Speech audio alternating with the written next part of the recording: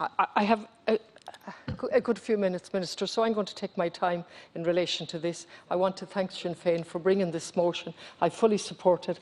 I missed the beginning, and I'm not sure if you're actually agreeing with the motion, so you might just clarify that for me. But I'll tell you one thing. I'm sick and tired of the mantra and the ideology coming from both Fianna Fáil and Fine Gael through the Tánaiste and the Taoiseach, telling us that we're ideologues on this side of the House. I've repeatedly said I'm a proud Galwegian and a practical, pragmatic politician. And since the day I came into the House back in February 16, I have begged, implored, tabled motions with my colleagues, joined in with other motions to highlight the housing crisis. We've appealed to you to place it in the Constitution and have a referendum.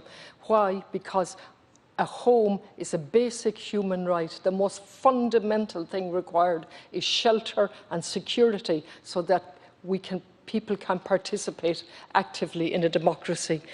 Both parties have repeatedly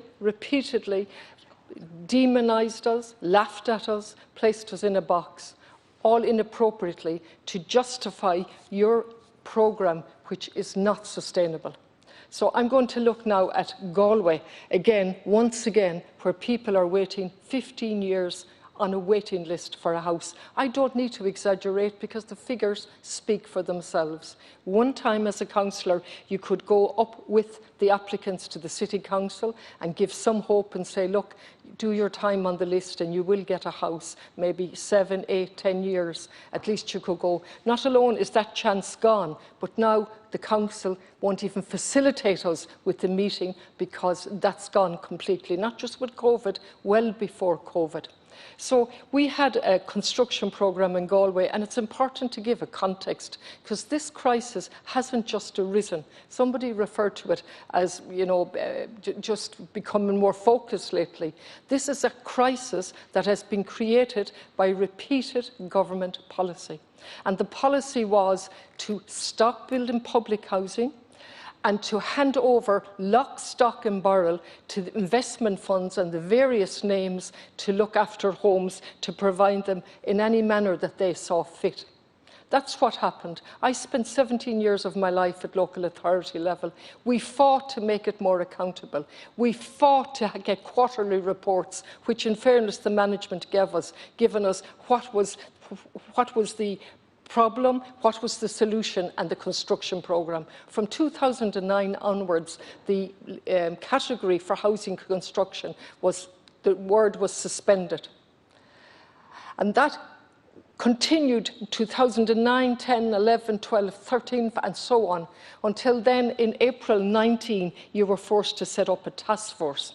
And I have begged and implored, Minister, and you've finally given them to me, the various letters. I wouldn't call them reports. I would have thought a task force, and thank you for giving them to me, and I've read them all, but I would have thought a task force by its very nature was a recognition there was a problem, and you would then analyse the nature of the problem and come up with solutions.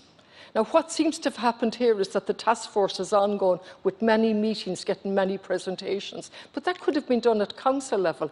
What we wanted from a task force was an analysis of the problem. You don't have to agree with me, but surely analysis of the problem is the most basic thing before we can deal with the solution. So I'm going to look now again at the Simon report, which every now and again, well, no, not every now and again, quite regularly does a 3-day snapshot. So they did theirs in March 2021, once again, looked at 16 areas all over the country, and we look at Galway, Minister, and again, I'm just quoting what they found.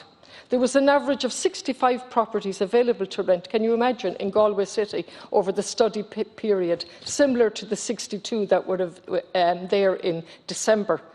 Only two that fit into at least one of the HAP categories.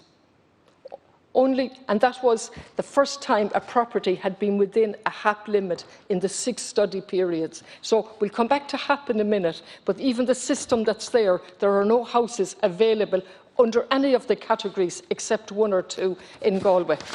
Galway itself, all of the details are here. Simon communities in Ireland, Table 13, Galway City Suburbs, Galway City Centre, Table 12. I invite you to look at them. And before you make comments again about us ideologues on this side, you might look at this and make your comments relate to reality.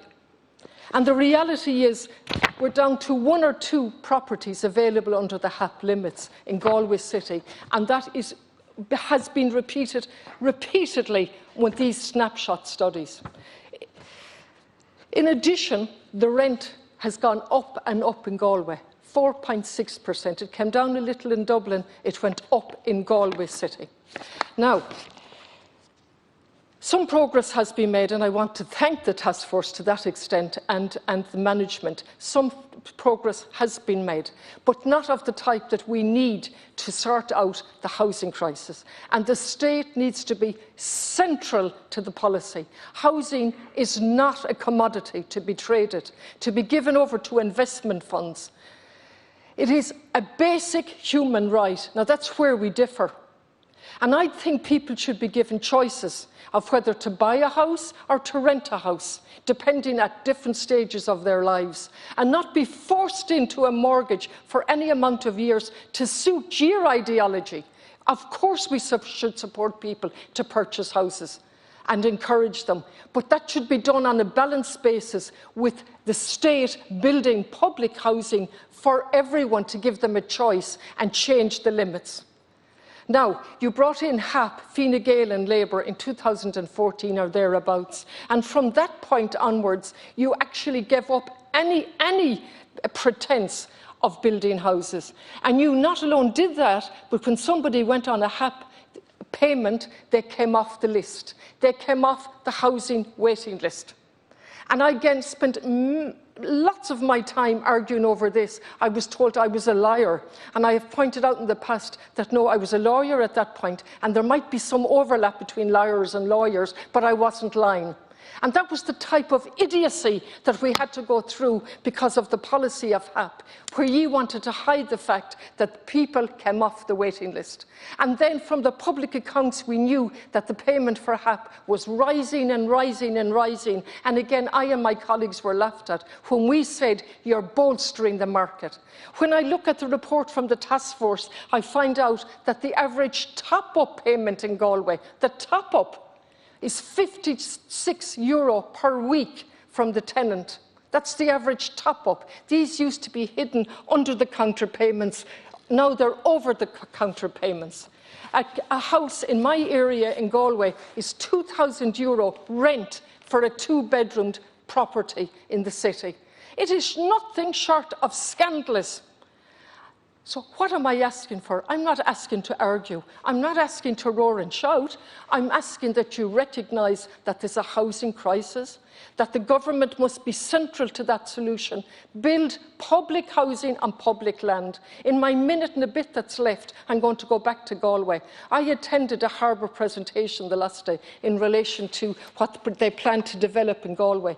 They have 17 acres at least, and perhaps more, that's redundant to their needs. They are now going to sell it off to the highest bidder or do a deal with the Land Development Agency, rather than hand over that land to the City Council in a city where we have a housing crisis. We have Kent Station being developed, developer-led, fantastic land in the middle of the city, also with no provision for social housing or public housing, no master plan.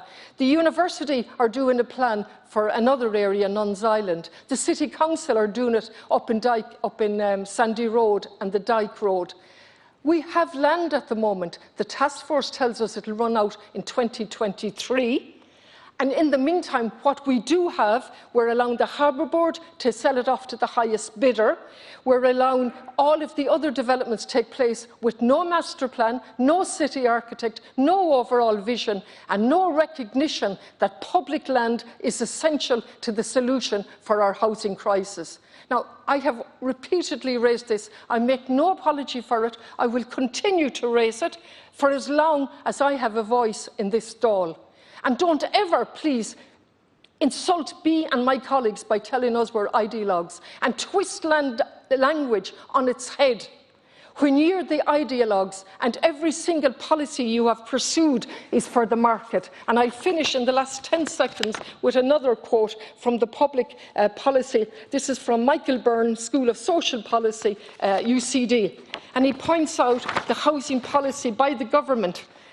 He points... I'll just finish on this quote, if you don't mind, Chair, just on the quote.